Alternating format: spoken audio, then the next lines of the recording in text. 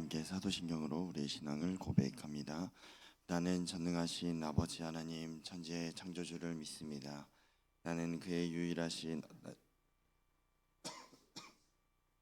그는 성령으로 잉태되어 동정녀 마리아에게서 나시고 본디오 빌라도에게 고난을 받아 십자가에 못 박혀 죽으시고 장사된 지 사흘 만에 죽은 자 가운데서 다시 살아나셨으며 하늘에 오르시어 전능하신 아버지 하나님 우편에 앉아 계시다가 거기로부터 살아있는 자와 죽은 자를 심판하러 오십니다. 나는 성령을 믿으며 거룩한 공교회와 성도의 교제와 죄를 용서받는 것과 몸의 부활과 영생을 믿습니다. 아멘. 찬송가 543장 함께 찬양하겠습니다. 찬송가 543장입니다.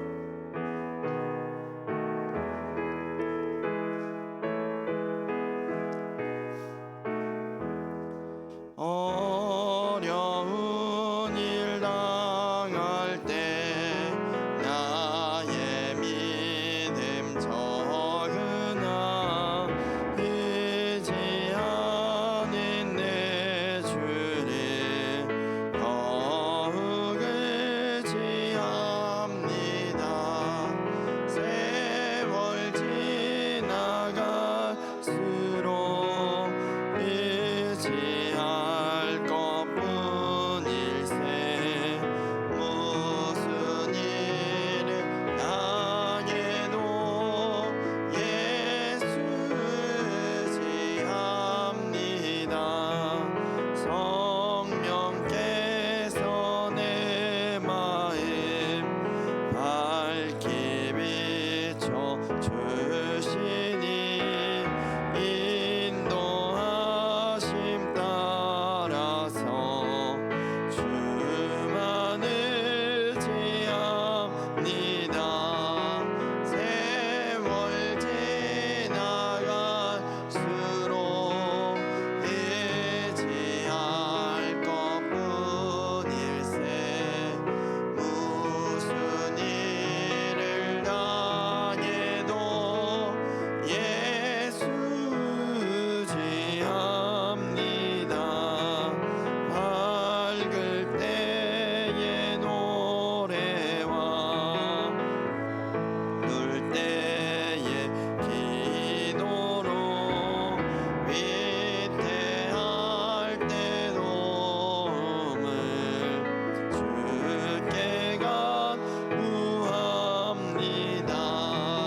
세월 지나갈수록 의지할 것뿐일세 무슨 일을 당해도 예수 의지합니다. 생명이 있을 동안에 예수 의지합니다. 천국 올라가도록 의지할 것뿐일세 세월 지나갈수록 의지할 것뿐일세 무슨 일을 당해도 주 의지합니다. 아멘. 오늘 우리에게 주신 하나님의 말씀은 시편 88편 1절에서 18절까지 말씀입니다. 시편 88편 1절에서 18절까지 말씀 우리 함께 교독하신 후에 마지막 18절 합독하겠습니다. 여호와 내 구원의 하나님이여 내가 주 야로 주 앞에서 부르짖었사오니 나의 기도가 주 앞에 이르게 하시며 나의 부르짖음이 주의 귀에 기울여 주소서. 물은 나의 영혼에는 재난이 가득하며 나의 생명은 스올에 가까웠사오니 나는 무덤에 내려가는 자같이 인정되고 힘없는 용사와 같으며 죽은 자 중에 던져진 바 되었으며 죽임을 당하여 무덤에 누운 자 같으니이다. 주께서 그들을 다시 기억하지 아니하시니 그들은 주의 손에서 끊어진 잔이이다. 주께서 나를 깊은 웅덩이와 어둡고 음침한 곳에 두셨사오며 주의 노가 나를 심히 누르시고 주의 모든 파도가 나를 괴롭게 하셨나이다. 주께서 내가 아는 자를 내게서 멀리 떠나게 하시고 나를 그들에게 가증한 것이 되게 하셨사오니 나는 갇혀서 나갈 수 없게 되었나이다. 곤란으로 말미암아 내 눈이 새하였나이다. 여호와여, 내가 매일 주를 부르며 주를 향하여 나의 두 손을 들었나이다. 주께서 죽은 자에게 기이한 일을 보이시겠나이까? 유령들이 일어나 주를 찬송하리이까? 주의 인자하심을 무덤에서 주의 성실하심을 멸망 중에서 선포할 수 있으리이까? 흑암 중에서 주의 기적과 이짐의 땅에서 주의 공의를 알 수 있으리이까? 여호와여, 오직 내가 주께 부르짖었사오니 아침에 나의 기도가 주의 앞에 이르리이다. 여호와여, 어찌하여 나의 영혼을 버리시며 어찌하여 주의 얼굴을 내게서 숨기시나이까? 내가 어릴 적부터 고난을 당하여 죽게 되었사오며 주께서 두렵게 하실 때에 당황하였나이다. 주의 진노가 내게 넘치고 주의 두려움이 나를 끊었나이다. 이런 일이 물같이 종일 나를 애우며 함께 나를 둘러쌌나이다. 주는 내게서 사랑하는 자와 친구를 멀리 떠나게 하시며 내가 아는 자를 흑암에 두셨나이다. 아멘. 기도하겠습니다. 좋으신 아버지 하나님, 은혜를 감사합니다. 지난 간밤에도 저희들을 주의 품 안에서 편히 쉬게 해주시고 또 이 새벽에도 저희들을 주 앞에 불러주심을 감사합니다. 오늘도 저희들에게 새날 주시고 또 생명 주시고 건강 주셨는데 이 한 날도 주님과 더불어 동행하게 하시고 주를 기쁘시게 하는 한 날 되게 하여 주옵소서. 이 새벽에도 주님을 사모합니다. 말씀과 기도 가운데 저희들을 만나 주시며 주의 성령으로 충만케 하여 주옵소서.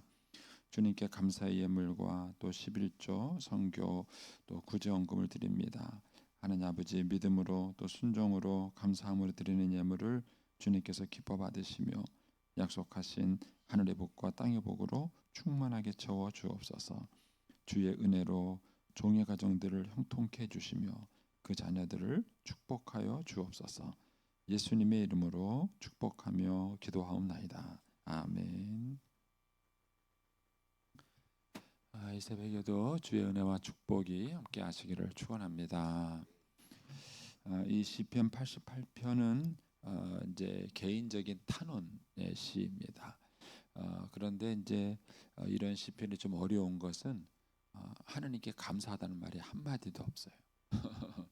그렇다고 또 다른 시편처럼 내가 어렵고 힘들 때 내가 하나님을 믿고 의지하겠습니다. 그런 신앙의 결단도 없어요. 오로지 모든 내용이 원망이에요. 하나님께 대한 불평, 원망, 이것만 잔뜩 쓰여진 것이 이 시편입니다. 이런 시편을 보면은 좀 당혹스럽습니다. 대체 뭐 어쩌라는 거지? 이런 시편의 말씀이 왜 성경에 기록된 것까? 하나님을 왜 이 시편을 성경에 기록하셔서 오늘 우리에게 남겨주신 것일까? 이제 이런 것들이 이제 이런 시편을 대할 때 이제 저희가 갖는 당혹감들입니다. 그런데 이제 하나님께서 이 성경 말씀을 기록하실 때에는 성령의 감동으로 기록이 된 것입니다. 어떤 하나님의 특별한 섭리와 은혜 가운데 기록된 말씀이기 때문에 우리가 이 말씀을 조금 더 깊이 이제 묵상하실 필요가 있습니다. 이제 몇 가지만 좀 보고 같이 묵상을 하겠습니다. 먼저 1절, 2절은 간구입니다. 하나님 내 기도 들어주십시오 하는 간구고요. 이제 3절부터 9절까지가 첫 번째 탄원입니다. 계속 섭섭한 얘기를 하나님께 원망하는 거죠. 첫 번째 탄원이고요. 그 다음에 10절부터 12절에는 그 탄원 사이에 있는 질문이에요. 대체 이런 있습니까? 하고 하나님께 짤막한 질문을 던지는 그런 시고요. 그 다음에 13절부터 18절까지는 또 두 번째 탄원입니다. 또 어떻게 이럴 수 있습니까? 막 이런 탄원의 내용입니다. 이게 이제 이 시편 전체의 줄거리입니다. 근데 이런 그 탄원의 시, 그 원망과 고통만 가득한 이런 시가 이제 성경에 기록된 이제 몇 가지 의도가 있습니다. 근데 첫 번째는 뭐냐하면은 우리가 이제 고난과 고통을 당했을 때에 내가 당하는 그 고통이 정상인가 하는 거예요. 그러니까 사람들은 어려움을 당하고 그것도 이제 한 번 어려움을 당하는 것이 아니라 계속적인 어려움이 이어지면 우리의 이제 몸도 힘들고 마음도 힘듭니다. 이런 것들이 파고가 치는 것이죠. 이제 그러면 내가 지금 느끼는 감정이 정상인지 비정상인지가 분별하기가 어려워요. 왜냐하면 그 감정이 막 올라갔다 내려갔다 막 감정이 파고를 치기 때문에 그렇습니다. 이 시편 기자를 보면은 고통이 꽤 오래된 것 같습니다. 거기 보면은 15절에 보시면 내가 어릴 적부터 고난을 당하여 죽게 되어 싸우며 이런 표현이 나와요. 그러니까 이 시편 기자는 어렸을 때부터 계속된 고난이 있었던 것입니다. 그래서 아마 이제 학자들이 추정하는 것은 질병일 거라고 생각하는 겁니다. 이제 오랫동안 어렸을 때부터 아파왔던 그 질병이 빨리 낫지 않는 것이죠. 그 질병이 오랜 세월 동안 있는 것이죠. 이제 여러분 가운데도 그런 분이 있죠. 하나님께 아무리 기도해도 병이 안 나요. 어떻게 합니까? 정말 하나님이 살아계신 건가 안 살아계신 건가 이런 갈등이 생기죠. 그러니까 이런 어떤 이 시편 기자는 어렸을 때부터 계속 그런 고통이 있었고 결국 이제 이 고통이 어떤 결과를 갖고 왔느냐 하면 8절에 가서 보시면 주께서 내가 아는 자를 내게서 멀리 떠나게 하시고 나를 그들에게 가증한 것이 되게 하셨다. 그러니까 결국 오래된 이런 고통은 주변에 사람이 떠나요. 사람들이 자꾸 날 버리고 떠납니다. 그러니까 긴 병에 효자 없다 이런 말이 있잖아요. 이제 그런 것처럼 어떤 고난과 어려움이 계속 오랫동안 깊어지게 되면 내 주변에서 사람도 떠나는 그런 이제 어려움을 겪게 되는 것이죠. 그래서 이 시편 기자는 뭐라 그랬냐면은 8절 끝 부분에 나는 갇혀서 나갈 수 없게 됐다. 자기가 갇혔다고 생각하는 이 외로움 속에 그 어려움 속에 자기가 갇혔다고 생각하는 것이죠. 18절에도 그런 비슷한 얘기가 나옵니다. 주께서 내게 사랑하는 자와 친구를 멀리 떠나게 하셨다. 내게 가까운 사람, 가까운 이런 친구들이 나를 다 떠난 거예요. 멀리 떠나서 그러니까 이 긴병, 이 고난과 어려움 때문에 사람도 없고 떠나게 되는 것이죠.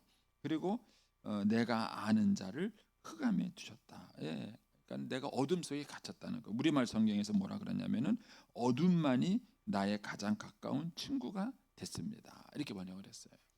그러니까는 고통도 있고 육체적인 어려움도 있는 데다가 주변에 사람까지 떠나는 어려움이 있습니다. 이것이 고통의 특징이에요. 그래서 고통이라는 것은 어느 한 가지만 오지 않습니다. 뭐 육체적인 고통이면 육체적인 고통 한 가지만 오는 게 아니라 그게 연이어서 오는 거예요. 마음의 고통도 마찬가지죠. 마음의 고통 하나만 있는 게 아니라 그게 길어지면 결국 몸의 육체적인 고통으로 연결되는 거예요. 그래서 고난과 고통이 어려운 게 뭐냐면 이게 연이어서 한꺼번에 막 다가오는 것입니다.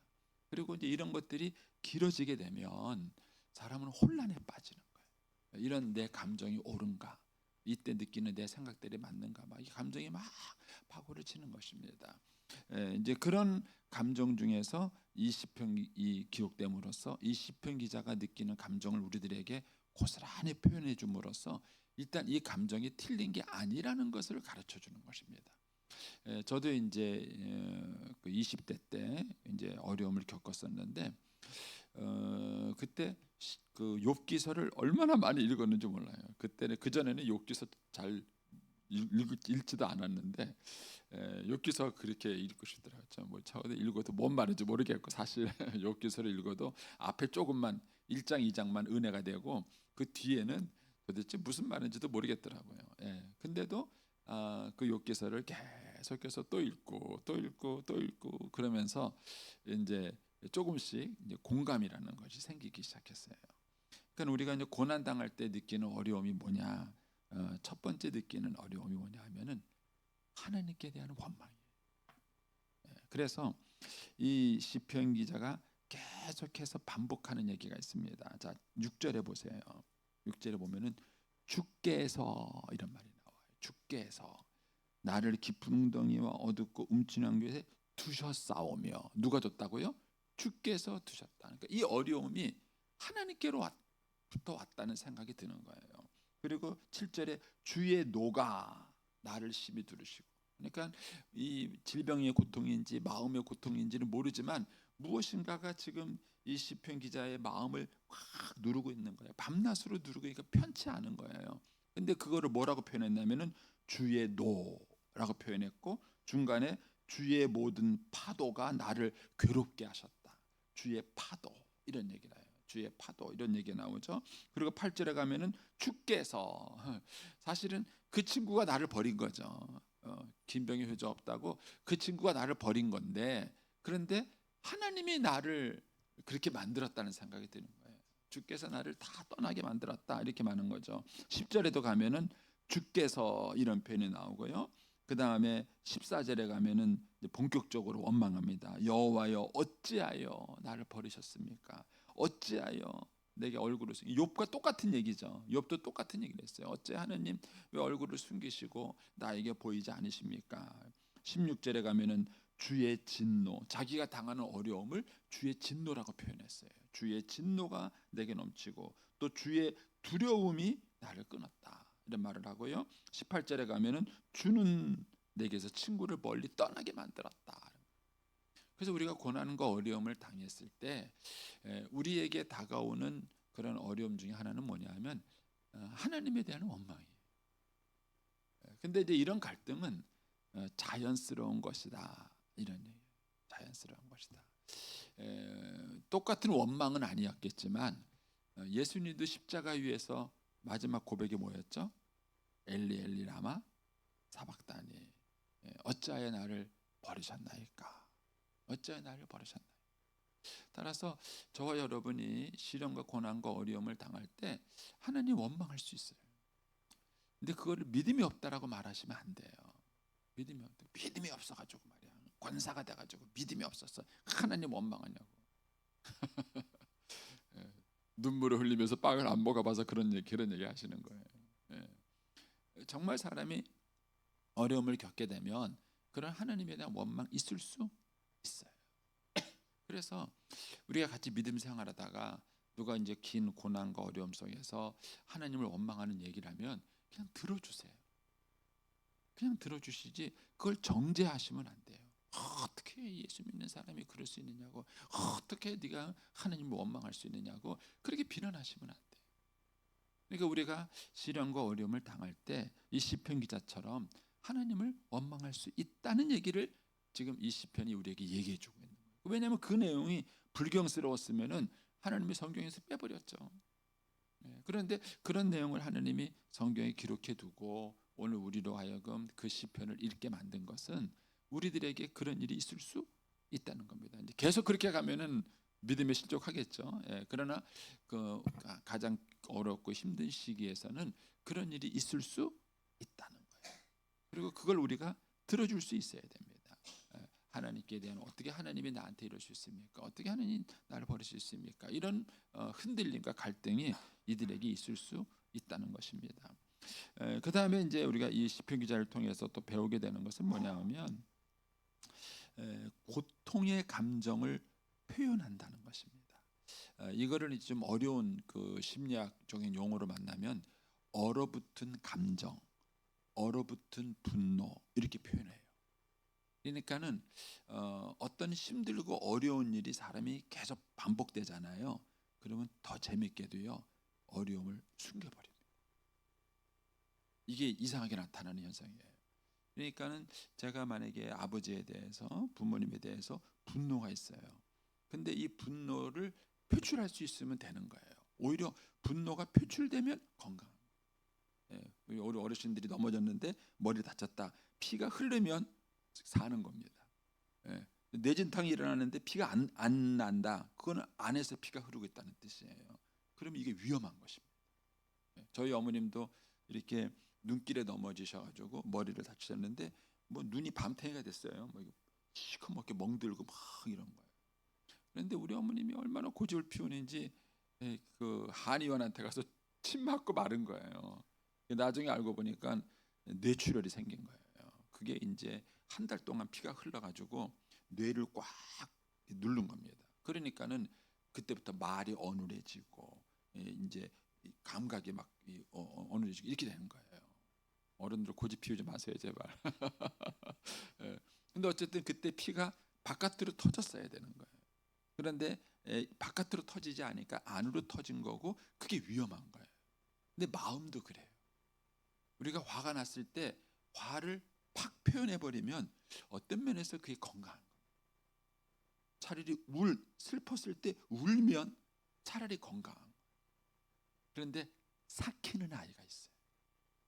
화가 났는데 삭혀요. 화를 안 내요. 막 슬픈데 울지 않아요. 그걸 속으로 삭혀요. 이건 위험한 겁니다.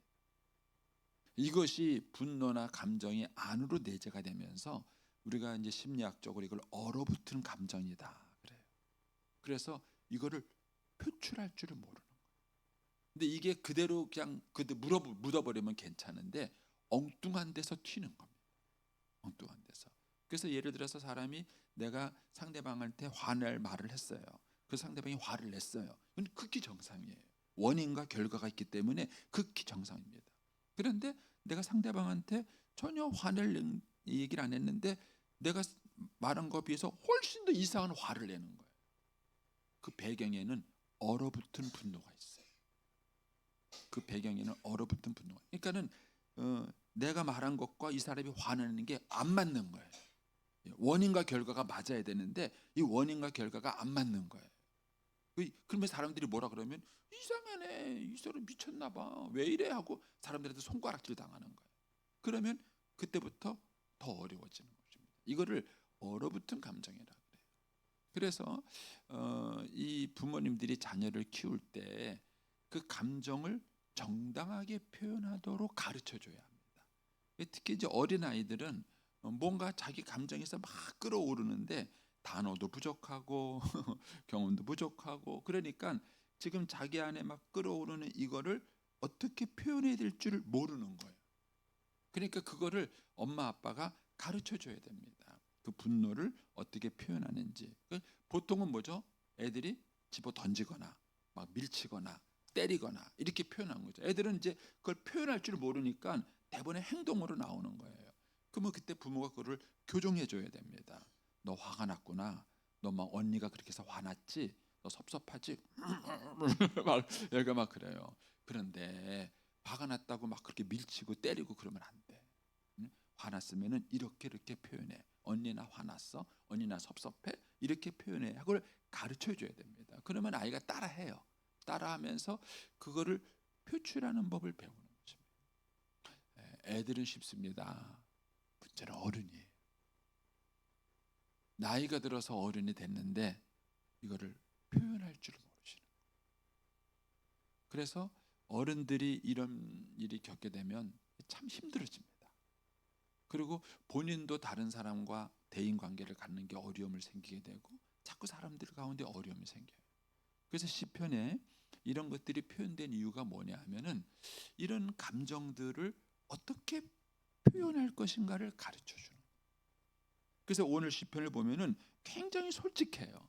하나님 앞에 굉장히 솔직합니다. 그래서 하나님 원망도 하고 지금 여기 뭐라 그러냐면 제일 많이 반복되는 말이 나 지금 죽게 됐습니다 이거예요. 그래서 거기에 3절에 가면은 끝부분에 스월에 가까웠다. 4절에 가면 난 무덤에 내려냐 가는 자 같다. 힘없는 용사 같다. 5절에 가면 죽은 자 중에 버려진 바 되었다. 무덤에 누운 자 되었다. 지금 이 사람은 죽음이 늘 머릿속에 그려져 있는 거예요. 나 좀 있으면 죽는다. 그래서 심지어는 10절에 가서 뭐라 그러냐면은 죽으면 끝입니다.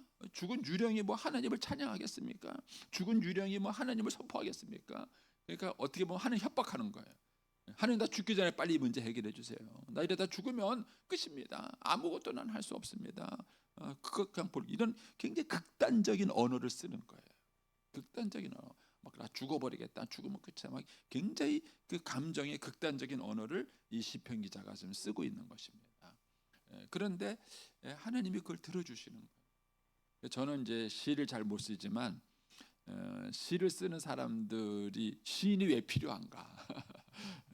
시인들은 언어의 귀재잖아요. 시인들은 언어의 귀재고 그리고 감정 표현의 귀재예요. 시는 교훈이 아니에요. 시는 우리의 감성을 표현하는 것입니다. 그래서 가끔은 시집도 한번 사서 좀 읽어보세요. 너무 이렇게 메마르게 인생을 살지 마시고 가끔은 시집도 한번 읽어보세요. 그러면은 이런 감정은 이렇게 표현하는구나, 이런 것들은 이렇게 말할 수 있구나, 이런 것들을 우리가 공감할 수 있습니다. 그래서 우리의 감정, 그것이 적당한 방법으로 표현해내는 것, 사실은 이게 축복입니다. 그리고 이게 중요한. 그래서 우리가 하나님께 기도할 때 자기 마음을 쏟아낼 수 있다면 건강한 사람이에요. 근데 문제는 뭔가 마음에 가득한데 기도가 안 나오는 거예요. 기도가 안 나오고 뭘 어떻게 해야 될지 모르는 거예요. 이렇게 되면 어려워지는 거예요. 그러면 몸도 힘들고 마음도 힘들고 여러 가지가 어려워지는 것입니다. 그런 면에서 이런 시편이 기록이 된 것입니다. 그래서 이런 시편을 여러분들이 자주 읽으시고 묵상하시고 또 이 시편 기자처럼 하나님도 가끔 원망도 한번 해보시고 표현하시면서 우리의 마음을 표현하고 쏟아놓는 이런 훈련과 기도가 필요하다는 것입니다. 마지막으로 이 시편 기자가 믿음이 전혀 없는 건 아닙니다. 이 시의 백그라운드 속에 숨어 있는 건데 그게 뭐냐면은 1절에 여호와 내 구원의 하나님이여 라는 하나님에 대한 구원의 경험이 있어요. 이 시편 기자는 하나님의 은혜를 경험한 경험이 있고요. 거기에 이제 11절 같은 데 가보면 주의 인자하심을 선포는 할 수 있겠습니까? 나 죽어버리면 끝인데 내가 살아야 하나님의 이름을 선포할 거 아닙니까? 12절에 주의 기적과 공의를 어떻게 얘기할 수 있겠습니까? 이런 걸 보면은 이 시편 기자는 하나님의 은혜를 받은 경험이 있는 사람이에요.